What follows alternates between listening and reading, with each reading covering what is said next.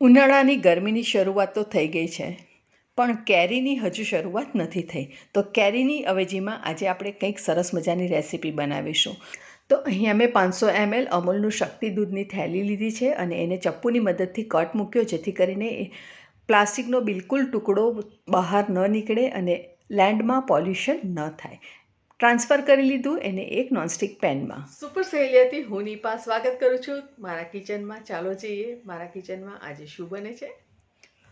હવે આપણે જે દૂધ લીધું છે 500 ml, એમાંથી લગભગ આપણે 1/4 કપ જેટલું દૂધને અલગ લઈ લઈશું અને એને મૂકી દઈશું સાઈડ પર. હવે આપણે લેવાનું છે એક મિક્સિંગ બોલ. એની અંદર ઉમેરી લઈશું 1/4 કપ કોર્નફ્લોર. કોર્નફ્લોર અહીંયા મેં 1/4 કપ લીધો છે અને બિલકુલ દબાવ્યા વગર લીધો છે, એટલે કે 1/4 કપમાં જેટલું આવ્યું એટલું જ મેં અહીંયા લીધું છે. ઉમેરી લીધું છે આપણે અહીંયા 1/4 કપ દૂધ, જે આપણે સાઈડ પર રાખ્યું છે. અને હવે આ વિસ્કરની મદદથી સરસ રીતે મિક્સ કરી લઈશું, જેથી કરીને કોર્નફ્લોરના લમ્પ્સ ન રહે અને એ દૂધ સાથે એકદમ સરસ રીતે ભળી જાય. તો ફ્રેન્ડ્સ, કેરીની સિઝન શરૂ થઈ નથી અને ઉનાળાની ગરમી શરૂઆત થઈ ગઈ છે, તો ઠંડુ ખાવાનું અને ઠંડુ પીવાનું તો આપણને ખૂબ મજા પડે છે. તો જોઈએ છે આજે એક સરસ મજાની રેસીપી. અહીં અમે 2 ટીસ્પૂન કોફી લઈ લીધી છે અને કોફીની અંદર આપણે લગભગ થોડું પાણી ઉમેરી લઈશું. ગરમ પાણી લેવાનું છે અને લગભગ 2 થી 3 ચમચી જેટલું ગરમ પાણી આપણે લઈ લીધું છે અને એને પણ સરસ રીતે વિસ્કરની મદદથી આપણે એને મિક્સ કરવાનું રહેશે. તો ફ્રેન્ડ્સ, તમને કોઈ આઈડિયા આવે છે કે આપણે આજે કઈ રેસીપી બનાવવા જઈ રહ્યા છે? ચોક્કસ મને કોમેન્ટ બોક્સમાં લખીને જણાવો. આ સાઈડ આપણે દૂધને ગરમ કરવા મૂકી દીધું છે અને દૂધને આપણે માત્ર એટલું જ ગરમ કરવાનું છે કે જે ફક્ત ગરમ થાય. દૂધને બિલકુલ ઉકાળવાનું નથી કે એનો ઉભરો નથી આવવા દેવાનો. થોડું ગરમ થાય એટલે આપણે એની અંદર અડધો કપ ખાંડ ઉમેરી દઈશું અને એને સતત હલાવતા રહીશું, જેથી કરીને ખાંડ સરસ રીતે ઓગળી જાય. અને આ બધો પ્રોસેસ કરવા માટે આપણે મીડિયમ ફ્લેમ ઉપર ગેસને રાખવાનો છે. તો અહીંયા સરસ રીતે ખાંડ ઓગળી ગઈ છે. તો હવે આપણે જે કોફી મેલ્ટ કરીને રાખી છે એને પણ આપણે ફરીથી વિસ્કરની મદદથી મિક્સ કરી અને એને અંદર ઉમેરી લઈશું અને એને સરસ રીતે આપણે મિક્સ કરી લઈશું.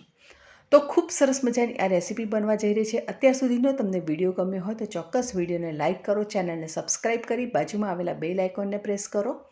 હવે આપણે જે કોર્નફ્લોરનું મિશ્રણ લીધું છે તેને ફરીથી આપણે વિસ્કરની મદદથી સરસ રીતે મિક્સ કરવાનું રહેશે, કેમ કે કોર્નફ્લોર નીચે ચોંટી જતો હોય છે. એટલા માટે દૂધ સાથે સરસ રીતે મિક્સ કરવા માટે આપણે વિસ્કરની મદદથી મિક્સ કરી અને આપણે દૂધની અંદર ઉમેરી લઈશું.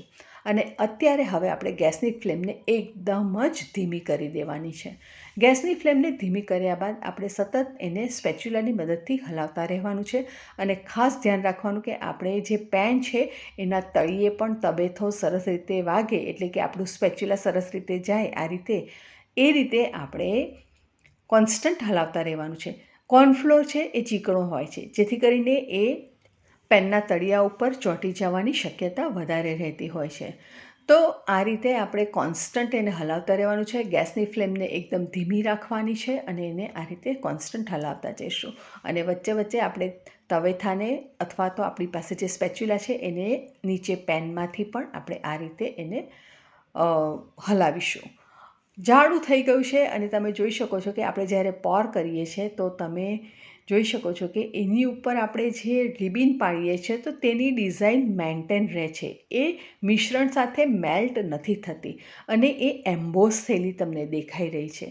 તો પરફેક્ટ મિશ્રણ આપણું ગાઢું થઈને તૈયાર થઈ ગયું છે અને બસ આપણને આ જ રીતનું ટેક્સચર જોઈએ છે.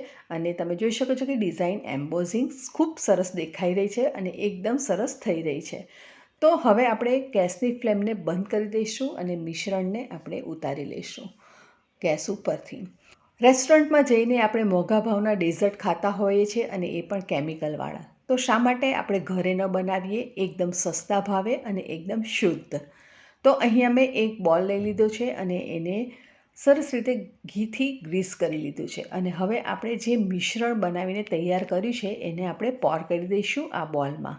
તો તમે જોઈ શકો છો ફ્રેન્ડ્સ કે એના જે લેયર્સ છે તે ખૂબ સરસ રીતે દેખાઈ રહ્યા છે અને હવે આપણે બોલને થોડું થપથપાવી દેવાનું એટલે એ સરસ સેટલ થઈ જશે અને રૂમ ટેમ્પરેચર પર આવે ત્યાં સુધી આપણે એને બહાર રહેવા દેવાનું છે. ત્યારબાદ આપણે ઓવરનાઇટ માટે એને ફ્રીજમાં મૂકવાનું છે. ફ્રીઝર નથી કરવાનું, એ વાત ખાસ ધ્યાન રાખવાનું. ફ્રીજમાં આપણે ઓવરનાઇટ મૂક્યા બાદ સરસ રીતે એ જામી ગયું છે અને આ રીતે સ્પેચ્યુલા અથવા તો સ્ક્રેપરની મદદથી થોડું સ્ક્રેપ કરી લેવાનું, જેથી કરીને આપણે એને અનમોલ્ડ કરીએ તો એ આસાનીથી બહાર આવી જાય. અનમોલ્ડ થતાં બિલકુલ વાર લાગતી જ નથી, કેમ કે આ મિશ્રણ બિલકુલ સ્ટિકી નહીં રહે અને એ આસાનીથી બહાર આવી જશે. તો તમે જોઈ શકો છો ફ્રેન્ડ્સ કે એ આસાનીથી બહાર આવી રહ્યું છે અને આપણે એને અનમોલ્ડ કરી દીધું છે. હવે આપણે એને થોડું સરખું સેટ કરી દઈએ, જેથી કરીને પ્લેટમાં વચ્ચેના ભાગે આવી જાય અને તમે જોઈ શકો છો કે એકદમ સરસ એનું જે ટેક્સચર છે એ પણ આવી ગયું છે. હવે આપણે એને ગાર્નિશ કરી લઈશું. તો અહીંયા મેં ચોકલેટ ચિપ્સની મદદથી ગાર્નિશ કર્યું છે અને સાથે હું થોડી ચોકલેટની સ્ટ્રીપ્સ પણ મૂકી દઈશ. આ રેસીપી હું મારી ફ્રેન્ડની બર્થડે માટે એને ગિફ્ટ કરવા માટે બનાવી રહી છું અને એને કોફી ખૂબ પ્રિય છે, એટલા માટે મેં આજે એના માટે બનાવ્યું છે કોફી પુડિંગ. તો એની બર્થડે છે તો આપણે એનું નામ પણ તો લખવું જોઈએ ને. તો ચાલો લખી લઈએ એનું નામ અને એ મેં લખી દીધું છે મગજતરીના બીથી. રેસીપી ચોક્કસ તમે બનાવજો. ફરી મળીશું નવી સહેલી સાથે. ત્યાં સુધી આવજો.